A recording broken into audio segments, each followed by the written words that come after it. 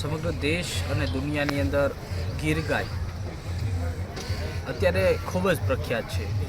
ગીર ગાયની સિવાય અલગ અલગ ઘણી બધી બ્રીડની ગાયો છે, પણ ગીર ગાયની નસલ એ કંઈક અલગ નસલ હોય છે અને ગીર ગાયનું બ્રીડિંગ એ ખૂબ મહત્ત્વનું હોય છે। ગાયો તો દરેક વ્યક્તિ પાસે હોતી હોય છે, પણ ગીર ગાયની અંદર બ્રીડ કરવું અને બ્રીડમાંથી પણ સારી નસલની પેદા કરવી એ ખૂબ મહત્ત્વનું હોય છે। ગુજરાતની અંદર બ્રાઝિલમાં મોકલનાર મહારાજાના વંશ અને એનો વેલો હજુ પણ ગુજરાતની અંદર અલગ અલગ વિસ્તારની અંદર ટકેલો છે। એના ખૂંટ એ ખૂબ વિશેષતાવાળા હોય છે અને એ ખૂંટથી જ આજે હજારો બ્રીડ લાઇન ગયા ગાઓ છે એ તૈયાર થઈ છે। આજે આર્યમાન ગૌશાળાના વ્યક્તિ છે કે જે સારું એવું બ્રીડિંગ કરે છે, ગૌશાળા પણ ચલાવે છે, એની પાસે એક વિશેષ ખૂંટ પણ છે। એ ખૂંટ ઉપર આજે ડિટેલમાં વાત કરવી છે, ભાવનગર બ્રીડ લાઇનની વાત કરવી છે અને ગીર ગાયની વિશેષતા વિશે વાત કરવી છે। મારી સાથે છે કબાઈ, મને એ વાત કરો કે તમે પહેલાં તો તમને શોખ ક્યાંથી જાગ્યો આ ગૌશાળાનો, આ ગાયોનો શોખ ક્યાંથી જાગ્યો? 1995થી મને વાસળીઓ ગમે 52 વર્ષથી, એટલે ત્યાં પણ ખૂટ અમારે વેસ્ટર્ન સ્ટેટનો આવ્યો હતો ઘણા ટાઈમ પહેલાંનો, અને એની જે વાસળીઓ હારી હું ભારી ગઈ 95-96માં, ત્યારે 8 મહિનાની વાસળીઓના મેં 51,000 રૂપિયા દઈ લીધી હતી અને એમાંથી આ બધી બ્રીડ તૈયાર કરી। મારો હેતુ એવો હતો કે ગીર ગાય વગર આજે તો આપણા મુસલમાન રાજા હતા એને પણ ગાય વગર નહોતું હાલતું, તો આપણે કેવી રીતે હાલવાનું? ગાય છે એ મહત્વની વસ્તુ છે। તો એ વખતની જે મેં એની પાસેથી 51,000માં લીધી હતી અને આ વંશ બધો રહ્યો એ એમનો છે, જે બોલ રહ્યો એ પ્રદીપસિંહ બાપુનો છે, ઓળખી રહી એ પણ પ્રદીપ બાપુની છે, આ ગાય રહી ને એ ગોપાલની છે, 52 વર્ષથી લીધું ત્યાંનું। મારો ધ્યેય એવો હતો કે ગરીબ માણસ કોઈ મારી ગાય નથી ખરીદી શકવાનો, મારું ઘી નથી લઈ શકવાનું, પણ જે શ્રીમંત માણસો આઈપીએસ જે વડીલ છે, મોટા છે, જે શ્રીમંત લોકો છે એ તો લેવાના ને લે અને એ જ અકાલવાના છે। આઈપીએસ જ આ તંત્ર અકાલવાના છે, હું તમે ક્યાં અકાલી શકવાના છે? તો આ જ હેતુથી મેં ગીર ગાયનું સંવર્ધન કર્યું અને સંવર્ધનમાં ખરેખર થોડીક મારી ભૂલ થઈ છે ક્યાંક, એટલે નિષ્ફળ તો નથી જ ગયા, પણ નિષ્ફળ ગયા હોય એવું કહી શકાય, કારણ કે જે પૈસામાં આવવા જોઈએ મને નથી મળ્યા, પણ હવે પૈસામાં મળે છે। મને એ તમે સમજાવો, તમારી પાસે ભાવનગર લાઈનનો આ બુલ છે, બરોબર? મહારાજા પાસેથી એક બ્રાઝિલની અંદર અનેક ગાયો ગઈ છે, એ લાઈનનો તમારી પાસે બુલ છે, બરોબર, ખૂંટ છે। તમને કઈ રીતે પરચેસ છો, તમે કઈ રીતે લીધો અથવા તમને કઈ રીતે આપવામાં આવ્યો, એની વિશેષ વાત કરો મને। ખરેખર એવું હતું કે હું ખૂટ લેવા ગયો, ગોંડલના સુખા બાપા ખૂટના જાણકાર મારા મિત્ર, અમે બે હારે ગયા, એટલે અમે ખૂટ જોયો, આ ખૂટ મને પસંદ પડ્યો, તો ફરતા ફરતા અમે બાપુને કીધું, બાપુ અમે ખૂટ લેવા આવ્યા છીએ। તો કે ભાઈ તમે કઈ રીતે લેવા આવ્યા છો, તમે પાસ કર્યો? કીધું બાપુ ખૂટ બધાય તમારા જોયા, પણ લેવાની દ્રષ્ટિથી નથી જોયા। તો કે જોઈ આવો, માણસ મોકલો બાપુને કીધું આરે, તો એને માણા મોકલ્યો, આ ખૂટ મેં પરચેસ કર્યો, તો એ માણસે કહીને ના પાડી કે આ ખૂટ નો માગતા, આ તો બાપુને રાખવાનો છે। તો મેં કીધું ભાઈ તું તો બાપુને કહીએ ને કે ભાઈ આ ખૂટ પાસ કર્યો છે, બાપુ પાસે ગયા, બાપુએ એમ કહી દીધું કે ભાઈ આ મારે રાખવાનો છે, છતાંય હું 2 દિવસ પછી તમને કહું। અને આ ખૂટ 2 મહિનાનો ત્યારે 25 લાખ રૂપિયામાં માગ્યો હતો, એમને ન આપ્યો, અને 17 મહિનાનો હતો અને મને 11 લાખ રૂપિયામાં આપ્યો, એટલે મેં બાપુને કીધું આ 5,551 તમને શુકરના વધારે, અને બાપુએ મને આપી દીધો, એટલા બધા દિલથી આપ્યો કે ત્યાર પછી 2 વાર મને મળવા હોત ને આવ્યા, અને રસ્તામાં પણ એને બાપુએ એવું કીધું એના માણસોને કે આવા મળદ માણસ ખૂટ દેવાય, બાકી ફાલતુ ન દેવાય, ખૂબ દીધા છે ને એ બીજે દી સામે પડ્યા છે। હજી આજની તારીખમાં મારે બાપુની સામે, બાપુ નથી દુનિયામાં, નથી 1 વર્ષ થઈ ગયું, પણ છતાંય બાપુની સામે મારે કંઈક કરવું હોય કે બોલવું હોય તો વાર વિચાર કરવો પડે। બાપુ તો બાપુ જ છે, આજે અમારા ગુરુ છે, જે કહી અમે અમારી ઓફિસમાં પ્રદીપસિંહ બાપુના ફોટા રાખીએ છીએ।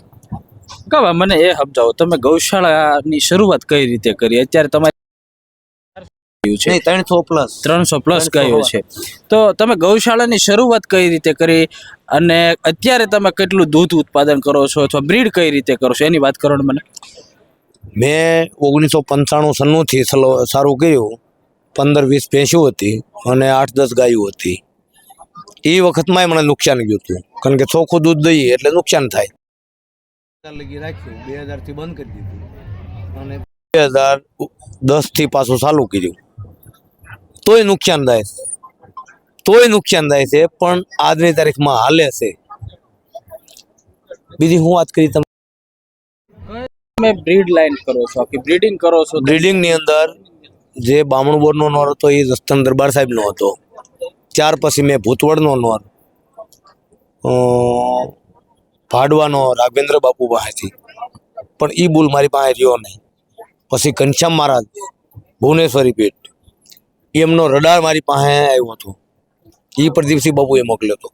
અને પ્રદીપસિંહ બાપુનો આ આર્ય, આ ભાવનગર લાઈન અને ભૂતવડ લાઈન, આ બે જ લાઈન મારી પાસે અત્યારે વધારે છે.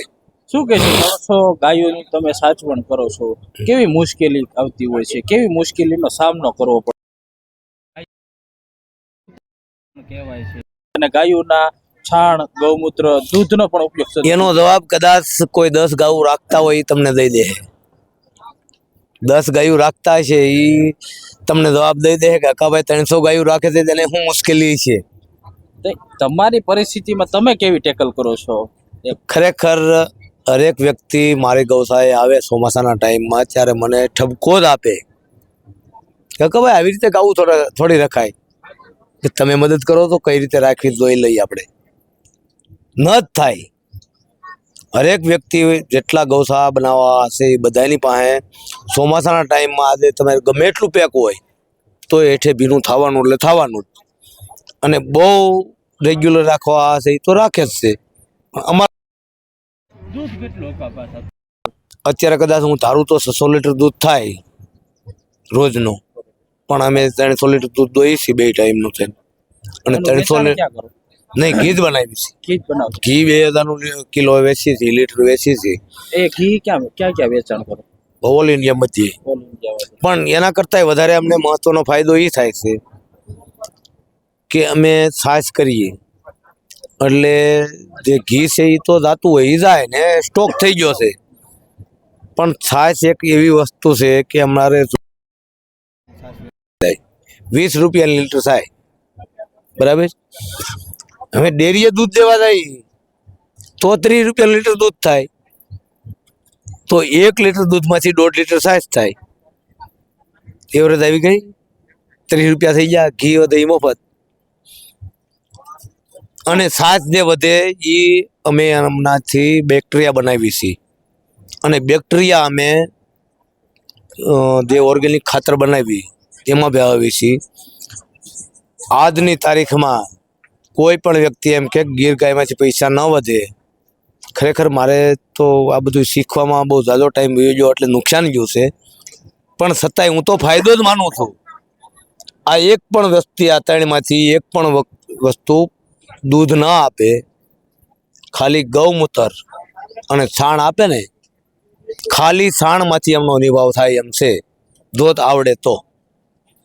આગળ ભવિષ્યનો શું વિચાર?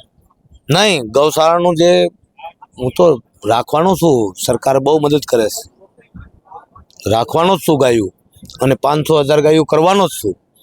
ખાલી એના ગોબર ને ગૌમૂત્રની જ જરૂર છે, તોય એનો ખર્ચો નીકળી જાય. તો આપણે એટલું તો કરીએ છીએ ને. બ્રીડ લાઈનમાં શું આગળ વિચાર? બ્રીડ લાઈનમાં તો આજે આ ખૂટ છે. આ કોઈ પણ વ્યક્તિ મને એમ કે કાકાભાઈ મારી એક ગાય ફેરવો, ન ફેરવાય. કંઈક ને કંઈક રોગ લાગુ પડી જાય તો એમના સીમન કાઢીને, જે સરકારના અમુક નિયમ છે કે તમે સીધી ગાય ના ફેરવો, સીમન એટલે શેખ સીમનમાં અમે ગયા છીએ કે મેં જે કઢવા છે, જો કે કાંઈક દંડ થતો હોય છે તો દંડ થાય, ભલે થાય, હું ભરી દે, પણ એ કરવાની સરકારની મનાઈ છે. છતાંય કર્યું મેં કે 70-30 રેશિયો છે.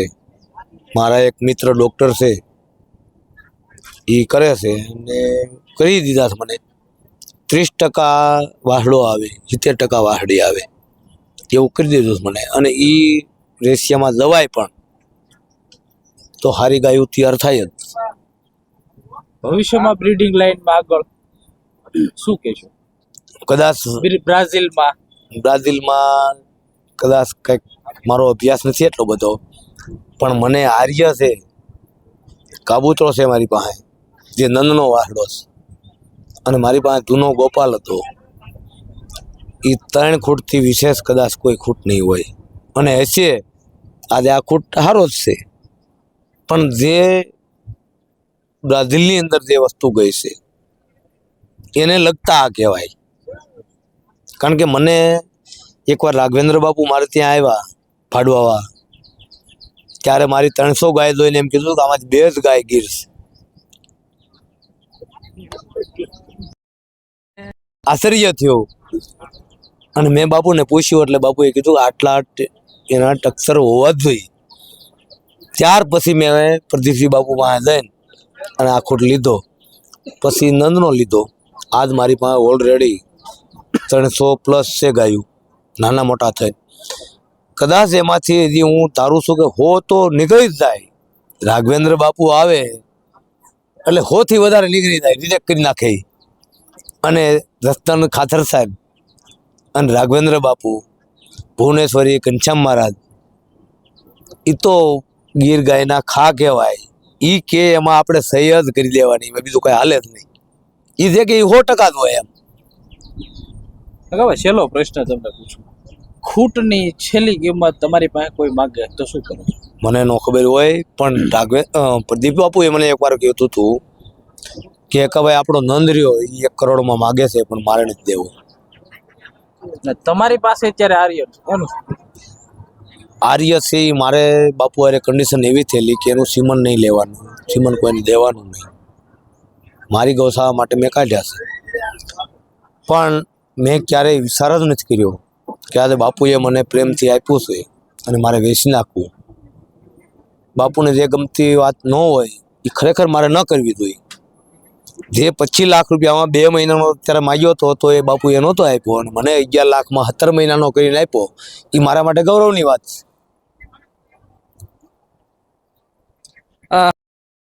સમયથી આમ તો લાઈન ખૂબ આગળ ચાલી રહી છે. બ્રાઝિલ છે. વિશેષ વાત એ કે 300 જેટલી ગાયો રાખવી, એને પાલન પોષણ કરવું અને બ્રીડ કરવી એ મહત્વની વાત છે. આ હતા આર્યન ગૌશાળાના. હવે ફરીવાર મળીશું અન્ય વ્યક્તિ સાથે.